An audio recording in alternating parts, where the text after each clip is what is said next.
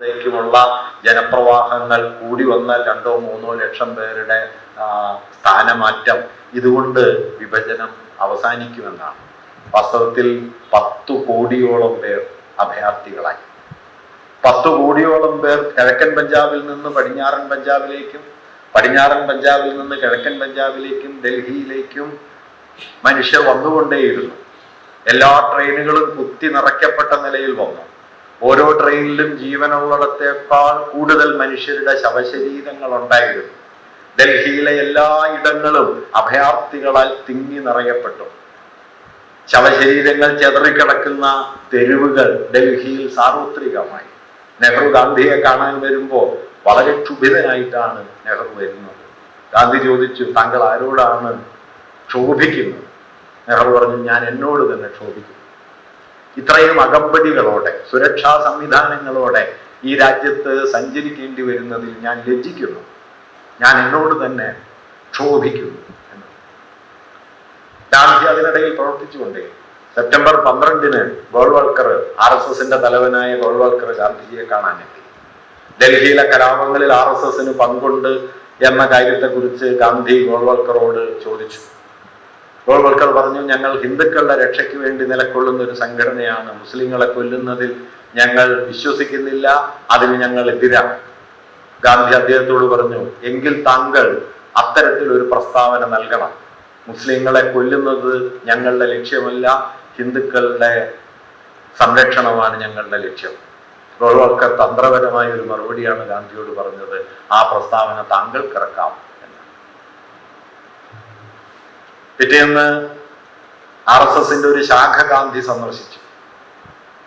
India ജന്മം നൽകിയ മഹാനായ ഹിന്ദുപുത്രൻ എന്ന് RSS ശാഖാ സമ്മേളനത്തിൽ ഗാന്ധിജി സ്വാഗതം ചെയ്യപ്പെട്ടു. ഗാന്ധിജി മറുപടി പ്രസംഗത്തിൽ പറഞ്ഞു, ഞാനൊരു ഹിന്ദുവാണ് എന്നതിൽ ഞാൻ ഇപ്പോഴും അഭിമാനിക്കുന്നുണ്ട്. പക്ഷെ എൻ്റെ മതബോധത്തിൽ അന്യമതങ്ങളോടുള്ള അശേഷം അസഹിഷ്ണുതയില്ല. ആ മൂല്യമാണ് ഹിന്ദുമതത്തിന്റെ കാതൽ എന്ന് നിങ്ങളോട് പറയാൻ ഞാൻ ആഗ്രഹിക്കുന്നു. അഭയാർത്ഥി ക്യാമ്പുകളിൽ RSS നടത്തുന്ന പ്രവർത്തനങ്ങളെ കുറിച്ച് മതിപ്പോടെ സുശീല നയ്യാർ ഒരു ഘട്ടത്തിൽ ഗാന്ധിജിയോട് സംസാരിക്കുന്നു. വളരെയേറെ സഹനത്തോടെ, വളരെയേറെ ത്യാഗഭാവത്തോടെയാണ് RSSകാർ പ്രവർത്തിക്കുന്നത്. വളരെ അച്ചടക്കമുള്ളവരാണ്, വളരെ ചിട്ടയോടെ കാര്യങ്ങൾ ചെയ്യുന്നുണ്ട് എന്ന് സുശീല നയ്യാർ ഗാന്ധിയോട് പറഞ്ഞു. ഗാന്ധി പറഞ്ഞു, ഇതേ ചിട്ടയും അച്ചടക്കവും ഫാഷിസ്റ്റുകൾക്ക് ഉണ്ടായിരുന്നു. ഇതൊക്കെ ഓർക്കണം കേട്ടോ, ഈ വാക്യം ഗാന്ധി പറഞ്ഞു. ഇത്ര തന്നെ ചിട്ടയും ഇതേ അച്ചടക്കവും ഫാഷിസ്റ്റുകൾക്ക് ഉണ്ടായിരുന്നു എന്ന്. എന്തായാലും ഗാന്ധിയുടെ പ്രവർത്തനങ്ങൾ ഡൽഹിയെ പതിയെ പതിയെ സ്വാസ്ഥ്യത്തിലേക്ക് മടക്കി കൊണ്ടുവന്നു. ഇക്കാലത്തിനിടയിലും ഗാന്ധി അദ്ദേഹത്തിന്റെ ദൈനംദിന ജീവിത ക്രമങ്ങൾ പാലിക്കുന്നുണ്ട്. അദ്ദേഹം സ്വന്തമായിട്ട് ഒരു പുതപ്പ് തുന്നുന്നുണ്ട്, ഒരു മേശവിരിപ്പ് തുന്നുന്നുണ്ട്. ആ സമയത്ത് ഇംഗ്ലണ്ടില് എലിസബത്ത് രാജ്ഞിയുടെ വിവാഹം നടക്കുന്നു ഫിലിപ്പ് രാജകുമാരനുമായിട്ട്. മൗണ്ട് ബാറ്റന്റെ കയ്യിൽ താൻ സ്വന്തമായിട്ട് തുന്നി തയ്യാറാക്കിയ ഈ വിരിപ്പ് ഗാന്ധി എലിസബത്തിനുള്ള സമ്മാനമായിട്ട് കൊടുത്തുവിടുകയും ചെയ്യുന്നുണ്ട്. ഇത് ഗാന്ധിയുടെ സവിശേഷമായ ഒരു രീതിയാണ്. എല്ലാ കാര്യങ്ങളിലും ഗാന്ധിയുടെ കണ്ണെത്തുമായിരുന്നു എന്നത് അദ്ദേഹത്തെ കുറിച്ച് പിന്നീട് എഴുതിയ പല കുറിപ്പുകളിലും നമുക്ക് ധാരയിലാരൊക്കെ പറയുന്നുണ്ട്. മൈന്യൂട്ട് ഡീറ്റെയിൽസിൽ വരെ എല്ലാ വിശദാംശങ്ങളിലും കണ്ണു ചെല്ലുന്ന ഒന്നായിരുന്നു ഗാന്ധിജിയുടെ ജീവിത രീതി എന്നത്. അതുകൊണ്ട് എലിസബത്ത് രാജ്ഞിയുടെ വിവാഹത്തിന് താനായൊരു സമ്മാനം നൽകണമെന്ന് തീരുമാനിക്കുകയും താൻ തന്നെയായിട്ടൊരു വിരിപ്പ് തുന്നി ഉണ്ടാക്കുകയും മൗണ്ട് ബാറ്റന്റെ പക്കൽ അത് കൊടുത്തുവിടുകയും അവർക്ക് ദീർഘകാലത്തെ ദാമ്പത്യ ജീവിതം ആശംസയായിട്ട് നേരുകയും ഒക്കെ ചെയ്യുന്നു. സെപ്റ്റംബർ 1 ഡൽഹിയിൽ വീണ്ടും കലാപം പൊട്ടിപ്പുറപ്പെട്ടു. ജനുവരി 1. ഡിസംബർ അവസാനം വരെ ഡൽഹി പതിയെ പതിയെ ശാന്തതയിലേക്ക് വന്നുകൊണ്ടിരിക്കുകയായിരുന്നു. 48 ജനുവരി ആദ്യ ദിവസങ്ങളിൽ ഡൽഹിയിൽ വീണ്ടും കലാപങ്ങൾ പൊട്ടിപ്പുറപ്പെട്ടു. ഡൽഹിയിലെ ഒരു കൂട്ടം മുസ്ലിങ്ങൾ ഗാന്ധിജിയെ വന്ന് കണ്ടു. തങ്ങളെ ഇംഗ്ലണ്ടിലേക്ക് പോകാൻ അനുവദിക്കണം, ഇന്ത്യയിലെ തങ്ങളുടെ ജീവിതം അസാധ്യമായിരിക്കുന്നു, ഇംഗ്ലണ്ടിലേക്ക് പോകാൻ തങ്ങൾക്ക് അനുവാദം നൽകണം എന്നവർ ഗാന്ധിജിയോട് ആവശ്യപ്പെട്ടു. ഗാന്ധിജി ദീർഘമായ ആലോചനയിൽ ആണ്ട് 3-4 ദിവസങ്ങൾ കഴിഞ്ഞു. ജനുവരി 12 അദ്ദേഹത്തിന്റെ പതിവുള്ള തിങ്കളാഴ്ചയിലെ മൗനവ്രതത്തിന്റെ ദിവസമാണ്. 12-ന് അദ്ദേഹം മൗനവ്രതം ആചരിച്ചു. അന്ന് അതിദീർഘമായ ഒരു കത്ത് അദ്ദേഹം എഴുതി തയ്യാറാക്കി.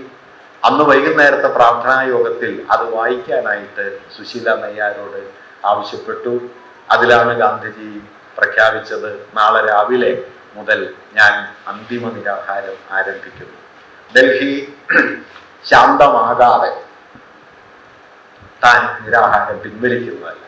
ഡൽഹിയിലെ മുഴുവൻ ജനവിഭാഗങ്ങളും ആയുധം താഴെ വയ്ക്കുകയും സമാധാനം നിലനിർത്തുമെന്ന് ഹൃദയപൂർവ്വം ഉറപ്പാക്കുകയും ചെയ്യുന്നതുവരെ താൻ ആഹാരം കഴിക്കുന്നതല്ല.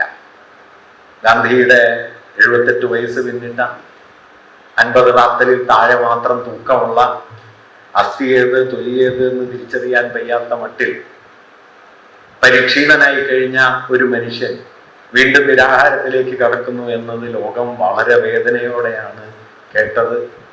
അദ്ദേഹത്തെ നിരാഹാരത്തിൽ നിന്ന് പിന്തിരിപ്പിക്കാൻ മകനായ ദേവദാസ് ഗാന്ധി മുതല് പാകിസ്ഥാനിന്റെ സർവ സൈന്യ അധിപൻ കൂടിയായ മുഹമ്മദ് അലി ജിന്ന വരെ അദ്ദേഹത്തോട് നിരാഹാരം ഒഴിവാക്കണം എന്നാവശ്യപ്പെട്ടു.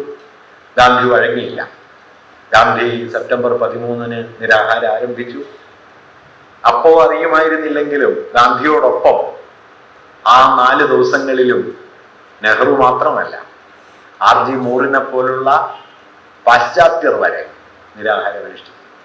RG മൂർ ഗാന്ധിയുടെ ഈ നിരാഹാര രീതിക്ക് എതിരുള്ള ഒരാളായിരുന്നു.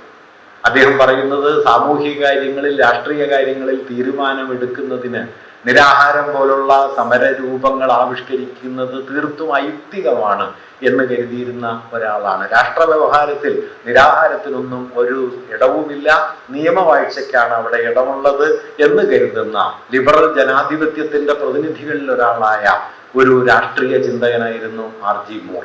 അതുകൊണ്ട് ഗാന്ധിയുടെ നിരാഹാര സമ്പ്രദായത്തോട് കഠിനമായ എതിർപ്പ് വച്ചു പുലർത്തിയ ഒരാളായിരുന്നു RG മൂർ. അദ്ദേഹത്തിന്റെ അഭിപ്രായം ആകമാനം മാറിയത് കൽക്കട്ടയിൽ ഗാന്ധി നടത്തിയ 4 ദിവസം നീണ്ട നിരാഹാരത്തോടെയാണ്.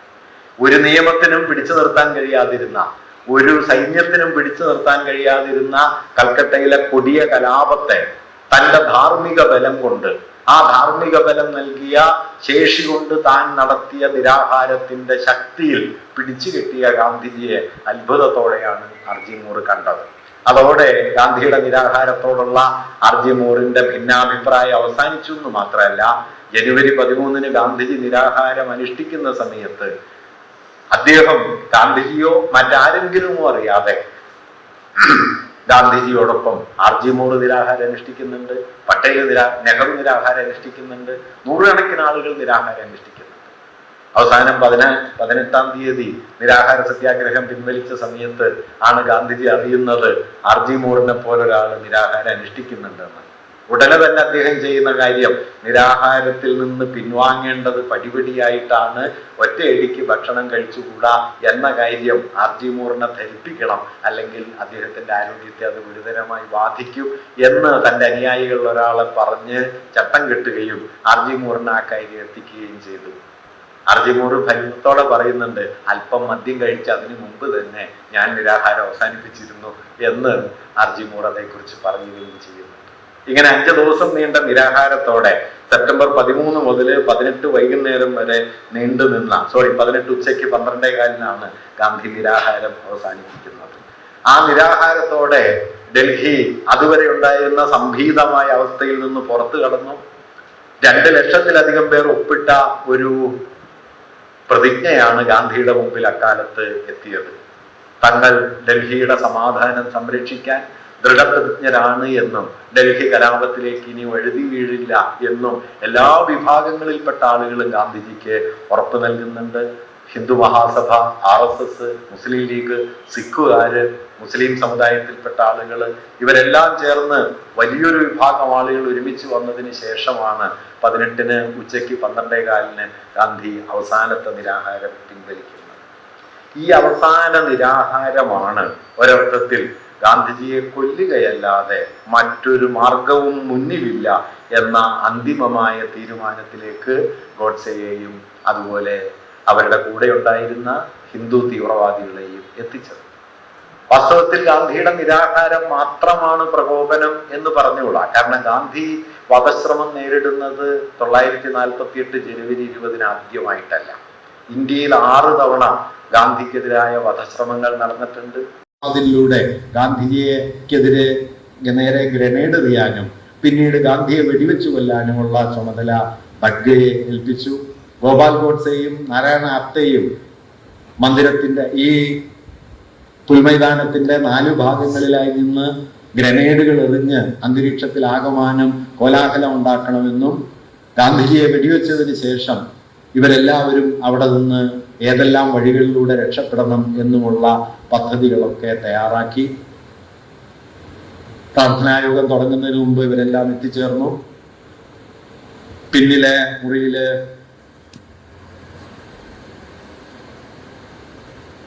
തങ്ങാനുള്ള ഇടം ബഡ്ഗയ്ക്ക് വേണ്ടി വിഷ്ണു കർക്കറെ തയ്യാറാക്കിയിരുന്നെങ്കിലും അതിനകത്തു നിന്ന് ഗാന്ധിയെ വെടിവെക്കുന്നത് അപകടകരമായിരിക്കും എന്ന് ബഡ്ഗയ്ക്ക് തോന്നി.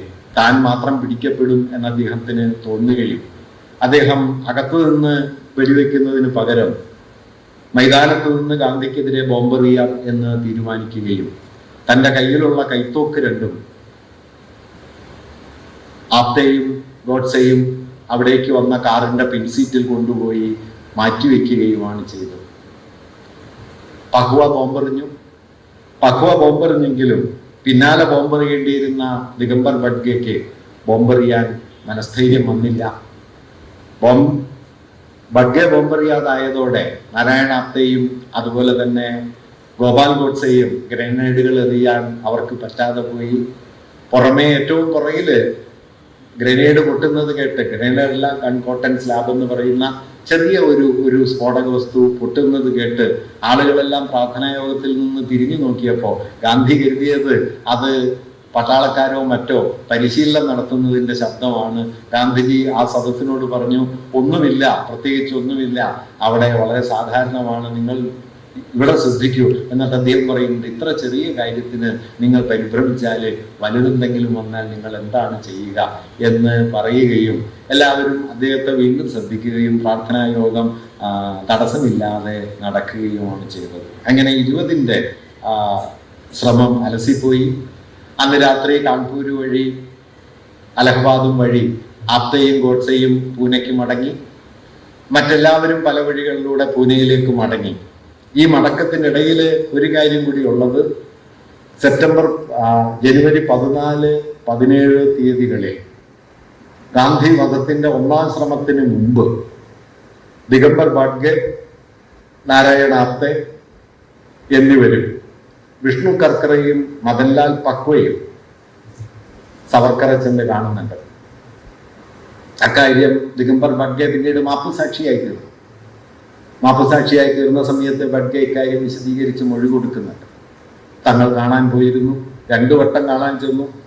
14-ന് അദ്ദേഹത്തെ കണ്ട് കുറേയേറെ സംസാരിച്ച് തിരിച്ചു പോന്നു. 17-ന് ഡൽഹിയിലേക്ക് പുറപ്പെടുന്നതിന് മുമ്പ് 1 വട്ടം കൂടി താത്യാ റാവു എന്നവർ ആദരപൂർവ്വം വിളിക്കുന്ന സവർക്കറെ കാണാൻ ചെന്നു എന്നും സവർക്കറോട് തങ്ങൾ ദീർഘമായി സംസാരിച്ചു. താൻ സവർക്കർ മന്ദിരത്തിന്റെ താഴെ നിലയിൽ നിന്നു മേൽത്തട്ടിലേക്ക് ഗോഡ്സെയും ആപ്തെയും ചെന്നു. 15 മിനിറ്റോളം അവർ തമ്മിൽ സംസാരിച്ചു. ഇവർ പുറമേക്ക് ഇറങ്ങി വരുന്ന സമയത്ത് സവർക്കർ അവരോടൊപ്പം പുറത്തു വന്ന് വിജയിച്ചു വരൂ എന്ന് അവരെ ആശീർവദിച്ച് യാത്രയാക്കി എന്ന് 17-ാം തീയതിയിലെ കൂടിക്കാഴ്ചയെ കുറിച്ച് ബഡ്ഗെ പിന്നീട് മൊഴി നൽകുന്നുണ്ട്. ആ യാത്ര 17-ന് സവർക്കറുടെ വസതിയിൽ നിന്ന് ബോംബെയിലേക്ക് പോകുന്ന സമയത്ത് കർക്കറെ നാരായണ ആപ്തെ അദ്ദേഹത്തോട് പറഞ്ഞത്, ഗാന്ധിയുടെ 100 വർഷക്കാലത്തെ ജീവിതം എന്ന സ്വപ്നം അവസാനിച്ചിരിക്കുന്നു, അത് അവസാനിപ്പിക്കാൻ താത്യാ റാവു തീരുമാനിച്ചിരിക്കുന്നു, അതിന്റെ ചുമതല നമ്മെ ഏൽപ്പിച്ചിരിക്കുന്നു എന്ന് ആപ്തെ തന്നോട് പറഞ്ഞ കാര്യം ദിഗംബർ ബഡ്ഗെ പിന്നീട് പോലീസിനും പിൽക്കാലത്ത് ജസ്റ്റിസ് കപൂർ കമ്മീഷൻ നടത്തിയ അന്വേഷണത്തിൻ്റെ സന്ദർഭത്തിലും മൊഴി നൽകുകയും ചെയ്യുന്നുണ്ട്.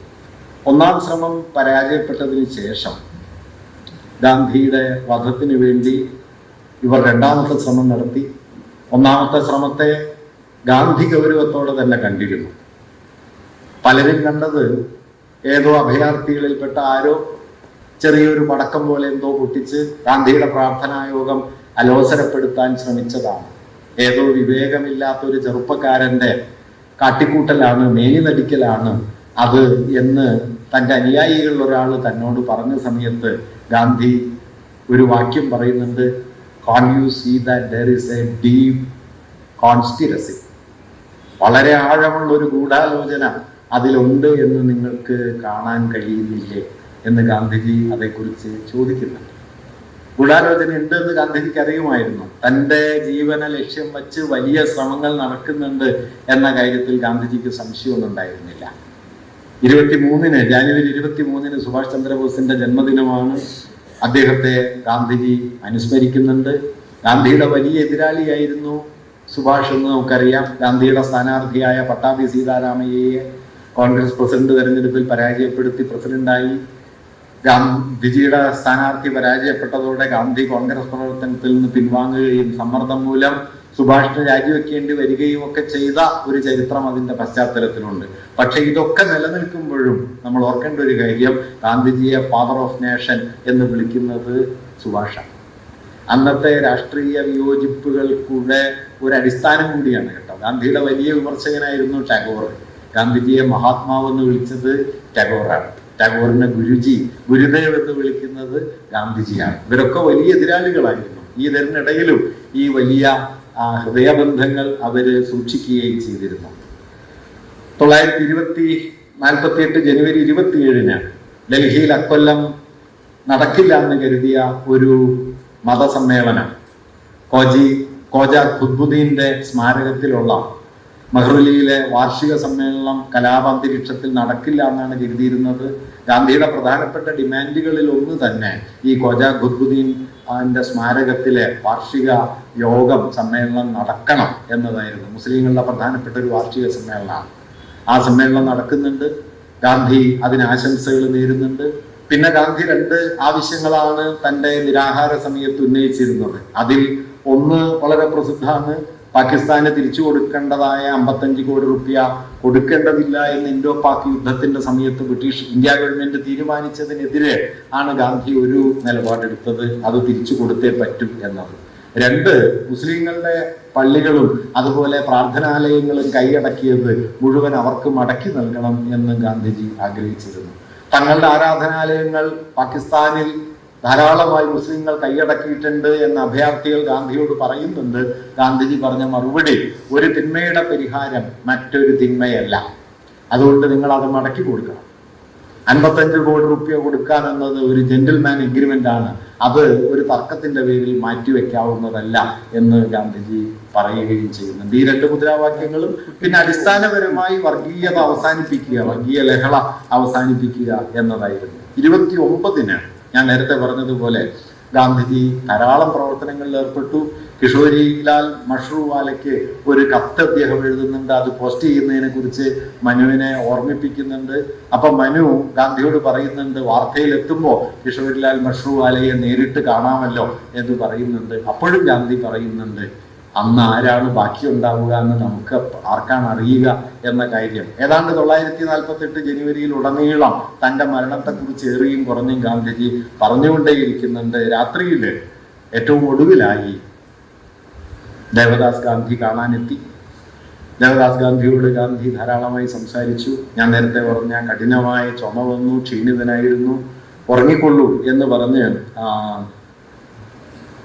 ദേവദാസ് പുറപ്പെടാൻ തുടങ്ങിയ സമയത്ത് ഗാന്ധി പറയുന്നു, there is no hurry, തിരക്കില്ല, talk for some time longer, കുറച്ചുകൂടി സമയം സംസാരിക്കൂ എന്ന് മകനോട് പറയുകയും അവർ തമ്മിലുള്ള സംഭാഷണം കുറേയേറെ നേരം കൂടി നീളുകയും ചെയ്തു. രാത്രി 11 മണിയോടെ ഗാന്ധിജി ഉറങ്ങാൻ പോകുന്നു. 30 രാവിലെ ഞാൻ നേരത്തെ പറഞ്ഞതുപോലെ 3 മണിക്ക് ഉണർന്ന് 3:30 മണിക്ക് ഉണർന്ന് വൈകിട്ട് 5:10 വരെ ഉള്ള അദ്ദേഹത്തിൻ്റെ യാത്രയ്ക്ക് ശേഷം 5:17 ഗാന്ധി ബിർള മന്ദിരത്തിൻ്റെ പിന്നിലെ ഉൾമൈതാനത്ത് വെടിയേറ്റ് വീഴുന്നു.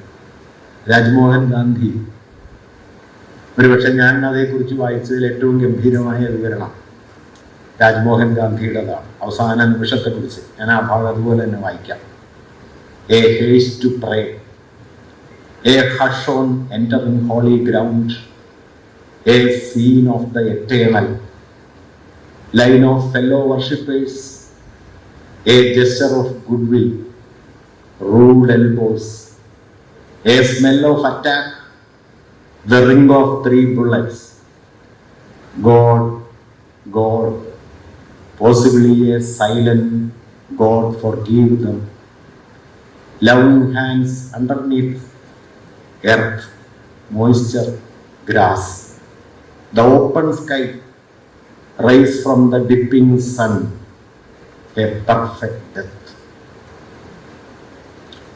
a haste to pray, പ്രാർത്ഥനയ്ക്കുള്ള തിടുക്കം, a hush on the entering holy ground, വിശുദ്ധ ഭൂമിയിലേക്ക് പ്രവേശിക്കുമ്പോഴുള്ള ശാന്തത, a scene of the eternal, അനശ്വരതയുടെ ഒരു ദൃശ്യം, ലൈൻ ഓഫ് ഫെല്ലോ വർഷിപ്പേഴ്സ്, കൂടെ പ്രാർത്ഥിക്കുന്നവരുടെ നിരകൾ, എ ജെസ്റ്റർ ഓഫ് ഗുഡ്വിൽ, നന്മയുടെ ഒരടയാളം, റൂഡ് എൽബോസ്, ക്രൂരമായ കൈമുട്ടുകൾ, എ സ്മെൽ ഓഫ് അറ്റാക്ക്, ആക്രമണത്തിന്റെ ഗന്ധം, റിംഗ് ഓഫ് 3 bullets, 3 വെടിയുണ്ടകളുടെ ശബ്ദം, God God, possibly A silent God forgive dum, ഒരുപക്ഷെ നിശബ്ദമായ ദൈവമേ അവരോട് പൊറുക്കണേ, ലവിംഗ് ഹാൻഡ്സ് അണ്ടർനീത്ത്, താഴെ സ്നേഹനിർഭരമായ കൈകൾ, എർ മോയ്സ്ചർ ഗ്രാസ്, മണ്ണ്, നനവ്, പുല്ലുകൾ, ദ ഓപ്പൺ സ്കൈ, തുറന്ന ആകാശം, rise from the dipping sun, ചായുന്ന സൂര്യന്റെ പ്രകാശം, എ പെർഫെക്റ്റ് ഡെത്ത്, പരിപൂർണമായ മരണം.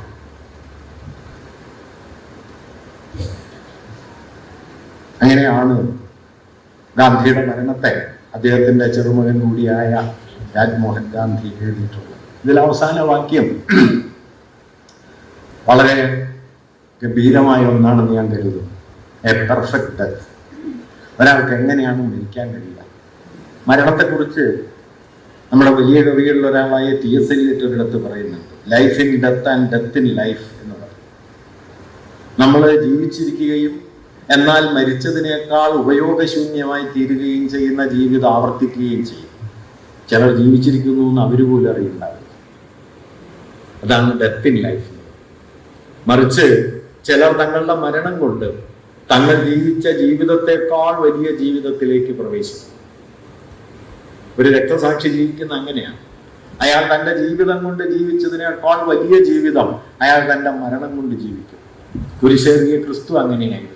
ലോകമെമ്പാടുമുള്ള രക്തസാക്ഷികൾ അങ്ങനെയാണ്. അവരുടെ മരണം അവരുടെ ജീവിതത്തെക്കാൾ മഹിമയുറ്റതായി തീരുന്നു. അവരുടെ ജീവിതത്തിന്റെ മുഴുവൻ മൂല്യങ്ങളെയും കാലത്തിലേക്ക് പരിഭാഷപ്പെടുത്തിക്കൊണ്ട് അവർ മരിക്കുന്നു. A perfect death. അത്തരം ഒരു മരണത്തിന് കൈവരാവുന്ന പരിപൂർണതയുടെ പരമാവധി ഗാന്ധിയുടെ മരണത്തിനുണ്ടായിരുന്നു. അദ്ദേഹം പറഞ്ഞതുപോലെ that will benefit the Indian people. Indian ജനതയ്ക്ക് ആ മരണം ഉപയോഗപ്രദമാകും എന്ന് അദ്ദേഹം പറഞ്ഞിരുന്നു.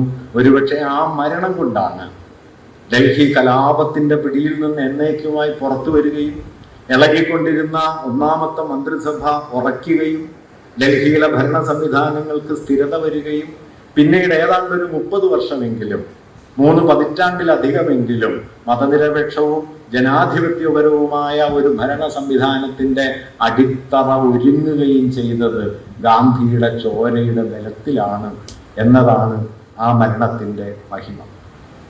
അതില്ലായിരുന്നുവെങ്കിൽ ഒരുപക്ഷെ 950-കളെ പോലും അതിജീവിക്കാൻ നെഹ്റുവിന്റെ ഗവൺമെന്റിന് ആ ഘട്ടത്തിൽ കഴിയുമായിരുന്നില്ല. കാരണം ഇന്ത്യ വിഭജിതമായിരുന്നു. ഇന്ത്യയിൽ മതവർഗീയതയുടെയും മതവിദ്വേഷത്തിന്റെയും വിഷം അത്രമേൽ പടർന്നിരുന്നു.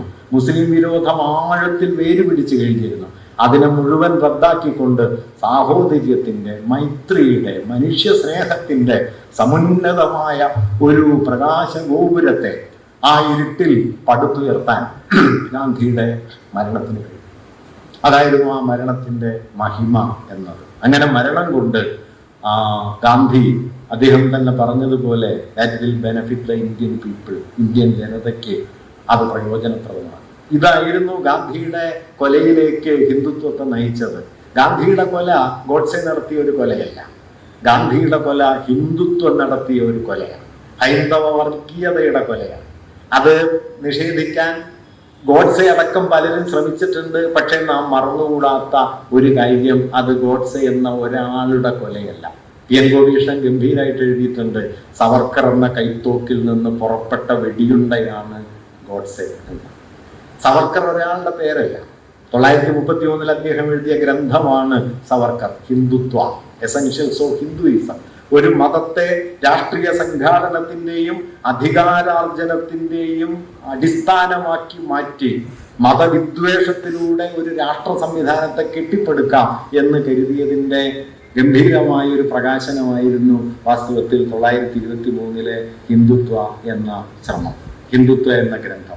അതിലൂടെ മുന്നോട്ട് വയ്ക്കപ്പെട്ട ആശയത്തെ അതിനുള്ളിൽ കടന്നു കയറി എതിർത്ത്, ഏതു മതത്തെ മുൻനിർത്തിയാണോ ഹിന്ദുത്വം ഒരു രാഷ്ട്രീയ അധികാര ശക്തിയായി മാറാൻ ശ്രമിച്ചത്, ആ മതത്തിനുള്ളിൽ കടന്നു കയറി ആ മതത്തിന്റെ മൂല്യവ്യവസ്ഥയെ തിരിച്ചിട്ട് അഹിംസ എന്ന ഇന്ത്യാ ചരിത്രത്തിൽ എവിടെയും അങ്ങനെ ശക്തമായി കാണാത്ത ഒരു മൂല്യത്തെ ഹിന്ദു മതത്തിന്റെ ആധാരശിലയാണ് എന്ന് ആ മതത്തിലെ കോടാനുകോടി മനുഷ്യരെ ബോധ്യപ്പെടുത്തി, ബലത്തിലും ശക്തിയിലുമല്ല സ്നേഹത്തിലും കരുണയിലുമാണ് മതം എന്ന് മനുഷ്യരോട് പറഞ്ഞ് ലക്ഷോപലക്ഷം മനുഷ്യരെ അതിലേക്ക് മടക്കിക്കൊണ്ടുവന്ന് ഹിന്ദുത്വത്തിന്റെ രാഷ്ട്രീയ ഉള്ളടക്കത്തെ അതിനകത്തു നിന്ന് പടപൊരുതി പരാജയപ്പെടുത്തി എന്നതാണ് ഹിന്ദുത്വത്തിന്റെ ഗാന്ധിയോടുള്ള പകയുടെ ആധാരം.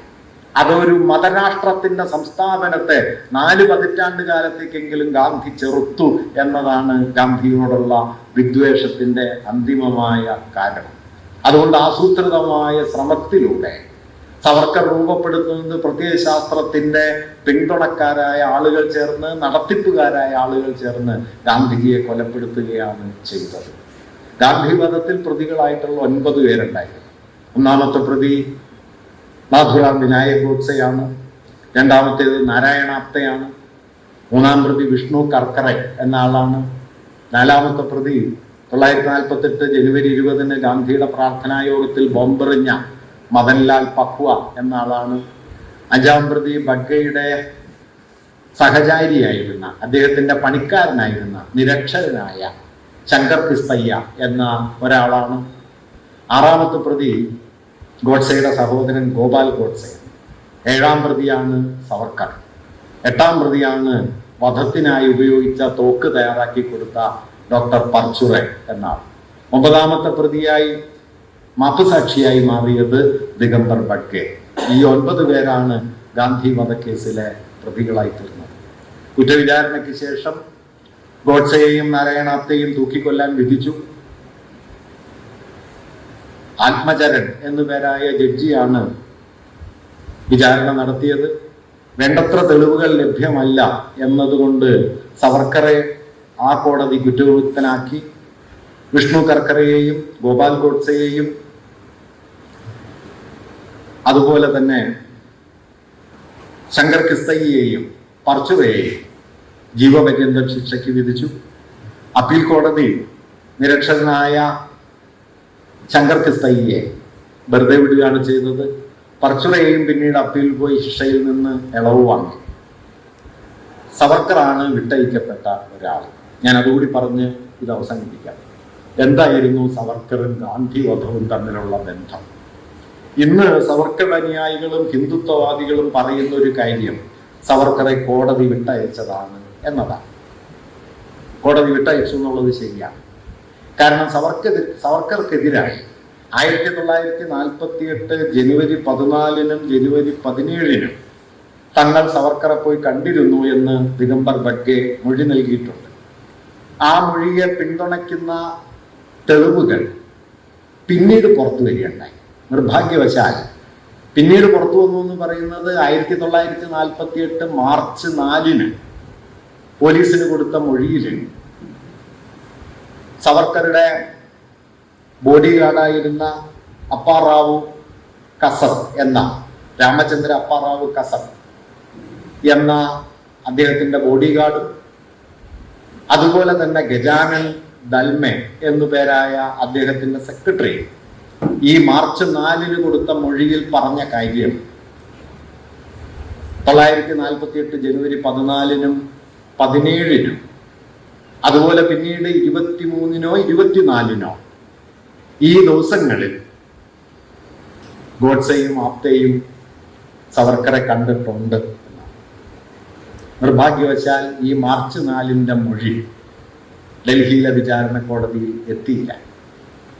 അങ്ങനെ എത്താതെ പോയതുകൊണ്ട് ദിഗംബർ ബഡ്ഗയുടെ മാപ്പുസാക്ഷിയായ ഒരാളുടെ മൊഴി മാത്രമേ ഉള്ളൂ എന്നതുകൊണ്ട് കൊറോബറേറ്റീവ് എവിഡൻസ് സാങ്കേതികമായി പറയുന്ന ഒരു മൊഴിയെ സാധൂകരിക്കുന്ന മറ്റ് തെളിവുകൾ ലഭ്യമല്ലാത്തത് കൊണ്ട് ആ മൊഴിയെ മാത്രം ആശ്രയിച്ച് വിധിക്കുന്നത് ശരിയല്ല എന്ന് പറഞ്ഞാണ് ആത്മചരൺ സവർക്കറെ കുറ്റവിമുക്തനാക്കുന്നത്. പക്ഷേ ധാരാളം തെളിവുകൾ വേറെ ഉണ്ടായിരുന്നു. 948 ജനുവരി 14 പൂനെ എക്സ്പ്രസ്സിൽ പൂനെയിൽ നിന്ന് ബോംബെയിലേക്ക് ആപ്തയും ഗോഡ്സെയും സഞ്ചരിക്കുന്നു. അവർ സഞ്ചരിച്ച കമ്പാർട്ട്മെന്റിൽ അവർക്കൊപ്പം ഉണ്ടായിരുന്നത് ആളുകളിൽ ഒരാള്, അത് അന്നത്തെ മറാത്തയിലെ പ്രസിദ്ധ അഭിനേത്രികളിൽ ഒരാളായിട്ടുള്ള ഒരു സ്ത്രീ അവരോടൊപ്പം അന്ന് ഈ യാത്രയിൽ ഉണ്ട്. ആ സ്ത്രീ ശാന്ത മോദക് എന്നു പേരായ, അവർ മരിച്ചത് 2015 തന്റെ 97 വയസ്സിലാണ് അവർ മരിച്ചത്. അക്കാലത്തെ പ്രസിദ്ധ നടിയാണ്.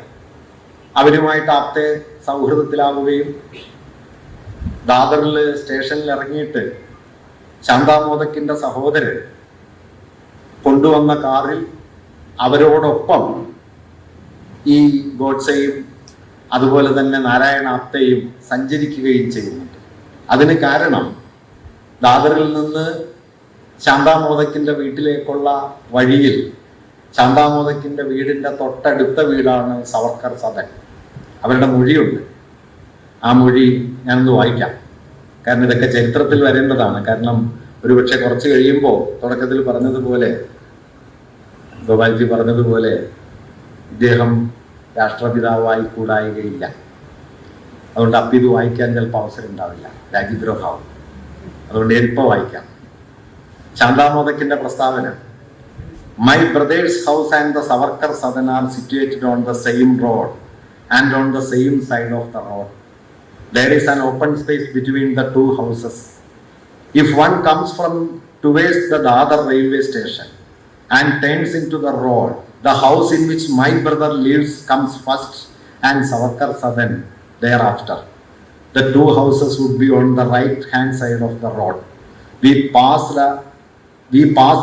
an house in which my brother lives and stop the car opposite to the Savarkar Sadan. The two gentlemen got down. We then went ahead to turn the car and bring it back to my brother's house.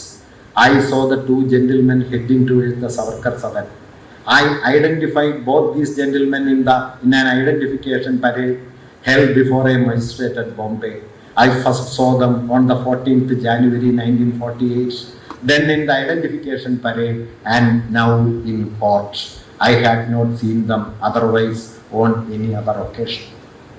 അങ്ങനെ സവർക്കറുടെ വീട്ടിലേക്ക് ഇവർ രണ്ടുപേരും പോകുന്നതിൻ്റെ സാക്ഷിമൊഴിയായി ഈ ശാന്ത മോദക്കിൻ്റെ പ്രസ്താവനയുണ്ട്. 14 17 ഇവർ തങ്ങളെ കാണാൻ വന്നിരുന്നു എന്ന കാര്യം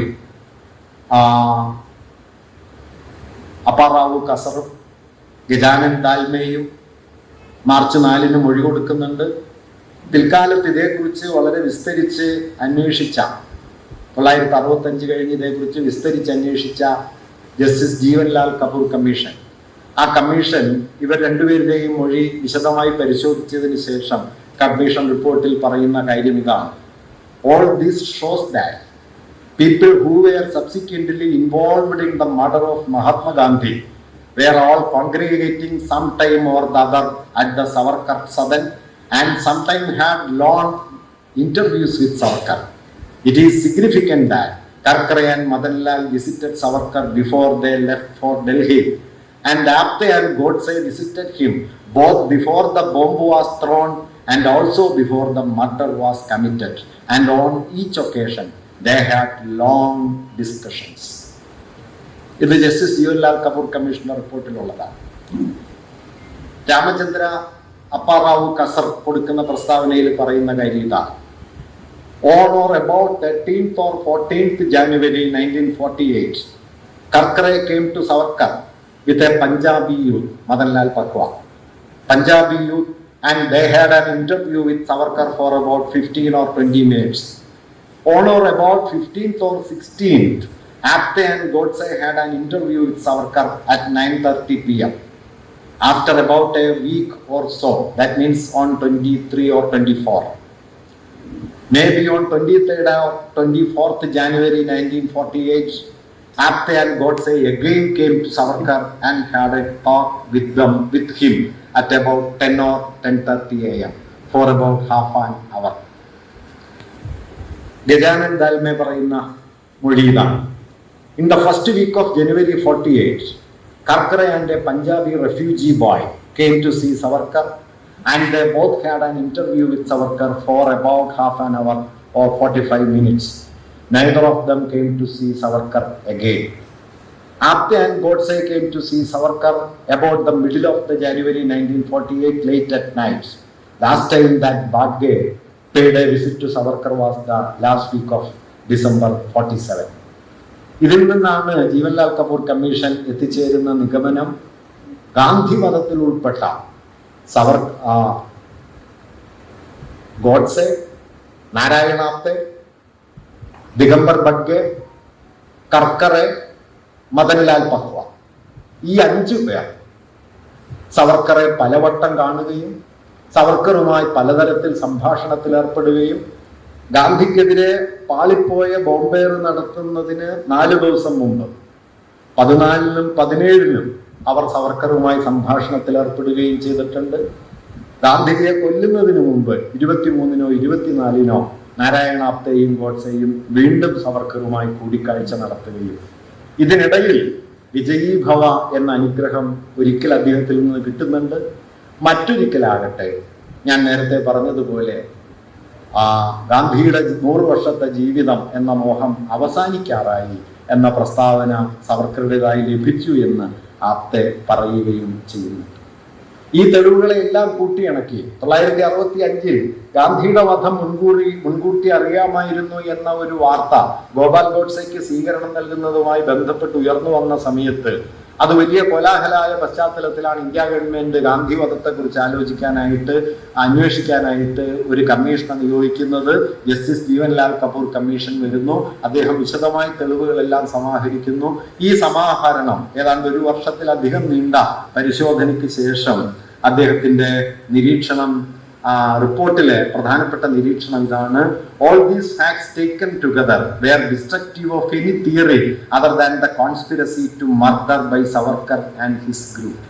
ഈ തെളിവുകളെല്ലാം ചേർത്ത് വെച്ചാൽ സവർക്കറും അദ്ദേഹത്തിന്റെ ഗ്രൂപ്പും ചേർന്ന് നടത്തിയ ഗൂഢാലോചനയാണ് കൊലപാതകത്തിലെത്തിയത് എന്നതല്ലാത്ത മറ്റെല്ലാ വാദഗതികളും തകർന്നടിയുന്നു എന്നാണ് ജീവൻലാൽ കപൂർ കമ്മീഷൻ പറഞ്ഞത്. ഇന്ന് ഹിന്ദുത്വവാദികൾ വലിയ തോതിൽ ഉയർത്തിപ്പിടിക്കുന്ന പട്ടേല് ആ കാലത്ത് നൽകുന്ന ഒരു നിർദ്ദേശം എന്താന്ന് വെച്ചാൽ, ആ കാലത്ത് പറയുന്ന ഒരു കാര്യം 1948 ഫെബ്രുവരി 27-ന് ഗാന്ധി വധം കഴിഞ്ഞ് 1 മാസം തികയുന്നതിന് മുമ്പ് ഏറ്റവും കുശാഗ്രബുദ്ധിയായ ഒരു ക്രിമിനൽ വക്കീൽ കൂടിയായിരുന്ന പട്ടേല് നെഹ്റുവിന് എഴുതിയ കത്തിൽ പറയുന്നത് ഈ കാര്യമാണ്: it was a fanatical wing of the Hindu Mahasabha directly under the control of Savarkar that hatched the conspiracy and saw it through. Hindu മഹാസഭയിലെ ഒരു മതഭ്രാന്ത വിഭാഗം, സവർക്കർക്ക് കീഴിലുള്ള ഒരു മതഭ്രാന്ത വിഭാഗമാണ് ഈ ഗൂഢാലോചന ആസൂത്രണം ചെയ്തതും അത് നടപ്പിലാക്കിയതും എന്ന് അന്നത്തെ ആഭ്യന്തരമന്ത്രിയായിരുന്ന, ഇന്ന് ഈ കേസ് ചുമതലയായ ജാംഷഡ് നാഗർവാല നാഗർവാല ഈ അന്വേഷണത്തെ മുൻനിർത്തി എഴുതിയ ഒരു വാക്യം കൂടി ഞാൻ വായിക്കാം. Savarkar was at the back of the conspiracy to murder Gandhi. ഗാന്ധിയെ കൊലപ്പെടുത്തുന്നതിനുള്ള ഗൂഢാലോചനയുടെ പിന്നിൽ സവർക്കറാണ്. അങ്ങനെ അന്നത്തെ ഈ കേസന്വേഷണത്തിന്റെ കേന്ദ്രമായി പ്രവർത്തിച്ച ജാംഷഡ് നഗർവാല, അന്നത്തെ ആഭ്യന്തരമന്ത്രി, ഒപ്പം തന്നെ അന്നത്തെ അതിനുശേഷം ഇതേക്കുറിച്ച് ഏറ്റവും വിപുലമായി അന്വേഷിച്ച ജസ്റ്റിസ് ജീവൻലാൽ കപൂർ കമ്മീഷൻ, ഇവർ 3 പേരും ഒരുമിച്ച് നൽകുന്ന ഉത്തരം ഈ ഗൂഢാലോചനയുടെ കേന്ദ്രം സവർക്കർ ആയിരുന്നു എന്നതാണ്. ഞാൻ നേരത്തെ പറഞ്ഞതുപോലെ അത് സവർക്കർ എന്ന വ്യക്തിയല്ല, സവർക്കർ എന്ന വ്യക്തിക്ക് അപ്പുറം ഈ പറയുന്ന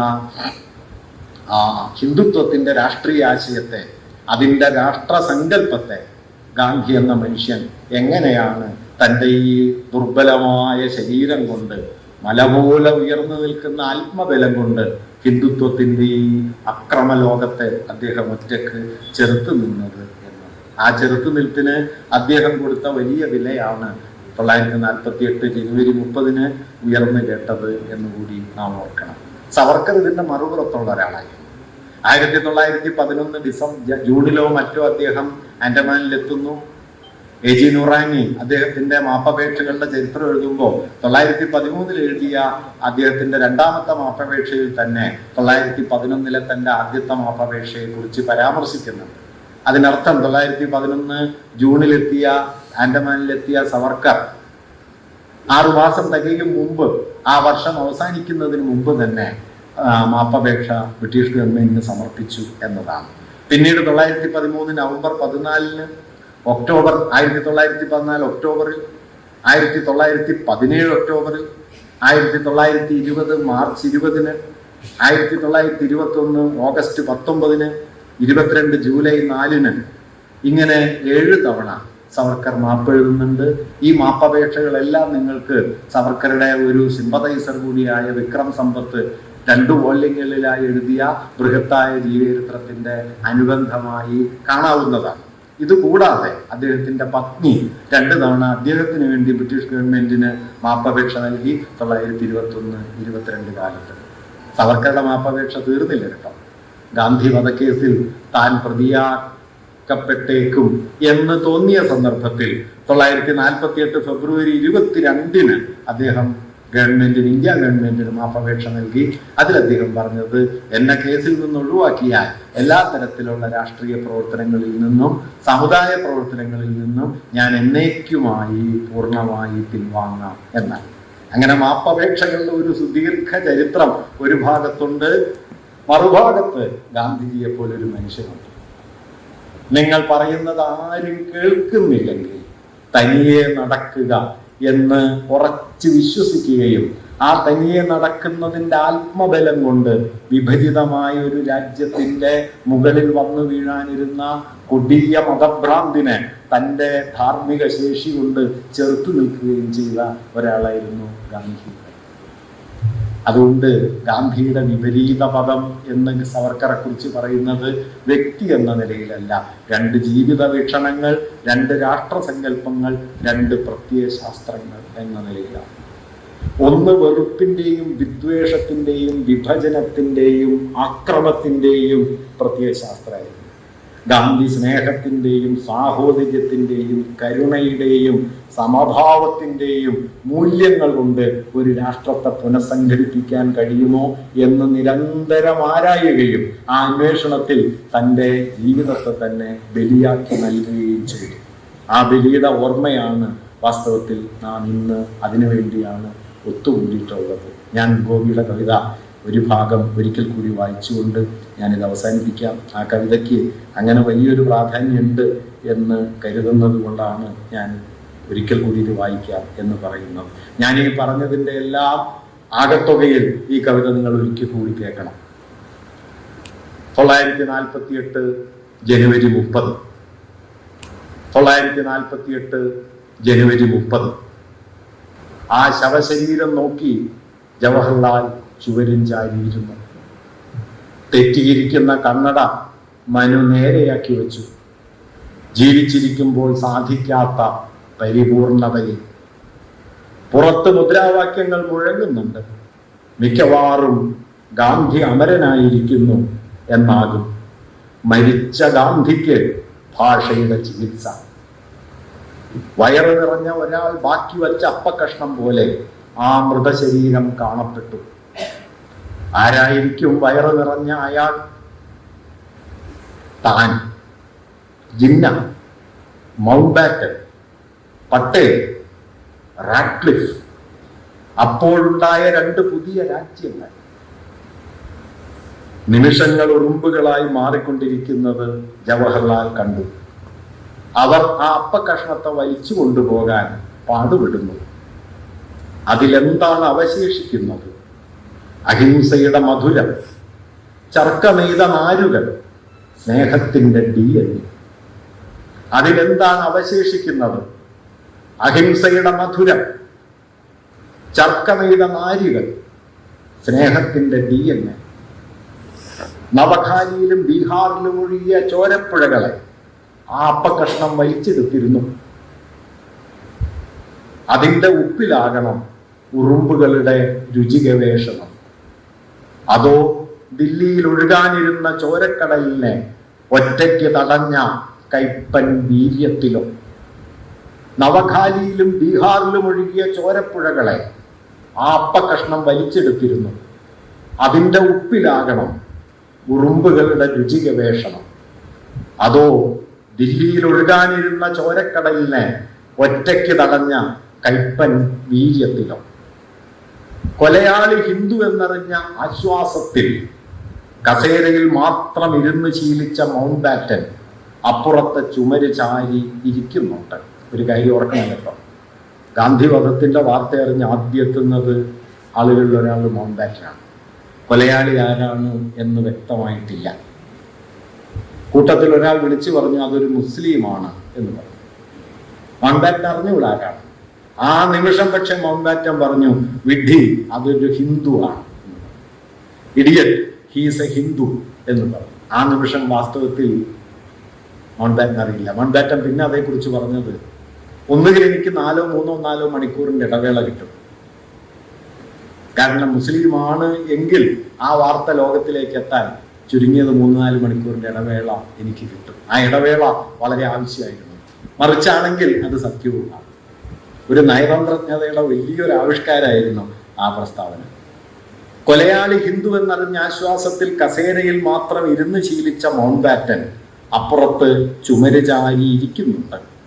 10 മിനിറ്റ് മുമ്പ് സംസാരിച്ചിറങ്ങിപ്പോയ ആൾ മൃതശരീരത്തിൽ അടക്കം ചെയ്ത് തിരികെ വന്നത് വിശ്വസിക്കാനാകാതെ പട്ടേലും. ആകാശവാണിക്കാർ മൈക്ക് ശരിയാക്കിക്കൊണ്ടിരുന്നു. പോലീസ് സ്റ്റേഷനിൽ കൊലയാളിയുടെ പ്രസ്താവന കോൺസ്റ്റബിൾ എഴുതിക്കൊണ്ടിരുന്നു. ഒരു വരിക്കണക്കിട്ട് തന്ന് അധ്യാപകൻ മരിച്ചിരിക്കുന്നു. ഇനി ഉത്തരം താൻ തന്നെ കണ്ടെത്തണം. 78 വർഷം കൊണ്ട് ഭൂമി എഴുതിയ ഈ പുസ്തകം താൻ തന്നെ പ്രകാശനം ചെയ്യണം. ജവഹർലാൽ മൈക്ക് കയ്യിലെടുത്തു. താൻ പൊട്ടിക്കരയാൻ പോകുന്നു എന്നയാൾ വിചാരിച്ചു. മൈക്ക് അപ്പോൾ സ്വയം സംസാരിക്കാൻ തുടങ്ങി. ആ വെളിച്ചം അസ്തമിച്ചിരിക്കും. നമസ്കാരം.